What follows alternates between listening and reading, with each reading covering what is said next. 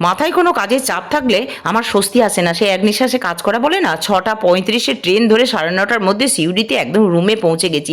এসেই শুরু করে দিয়েছি রান্না। বেডগুলো গুছানো পরে হবে। বাস স্ট্যান্ডে নেমে ভাগ্যিস 4টে ডিম নিয়েছিলাম, পোস্ত বানিয়ে দিলাম। আর কাটো আর ডাঁটা নিয়ে এসেছিলাম বাড়ি থেকে, সেই ডাঁটার পাতাগুলো দিয়ে শাক বানিয়েছি। টিফিনে আজকে কিচ্ছু বাহারের নেই। আছে এই যে বাপুজি কেক আর দিনু চিড়ে ভাজা। ওই দিনু চিড়ে ভাজা চাল ভাজাটা কাটোয়ায় খুব ভালো পাওয়া যায়। কিরকম কপাল দেখছো, গরম গরম খাবার দিয়েছি আর কারেন্টটা চলে গেল। বাইরে ইলেকট্রিক অফিসের গাড়ির আওয়াজ পাচ্ছি, মনে হয় কারেন্টের কাজ করতে এসছে। সামনে একটা বড় কাজ আছে গো, তোমাদের এখন জানাবো না, কয়েকদিন পরই তোমরা দেখতে পাবে। তো এসে গাছগুলোকে আগে জল দিয়েছি এই গরমের মধ্যে, ওদেরও তো জল তেষ্টা পায়। হরদা যদিও জল দিয়ে দেয়, আবার এই দেখো কর্তাটি বেরিয়ে যাচ্ছে রেনকোটটা না নিয়ে। আকাশে আজ একটু মেঘ আছে, যদি ফেরার সময় বৃষ্টি হয় ভিজে যেতে হবে না বলো? কত দিকে খেয়াল রাখতে হয়। বড় নিম গাছটা এত বড় ছিল না, আমরা সে লাগিয়েছিলাম কতটুকু ছিল।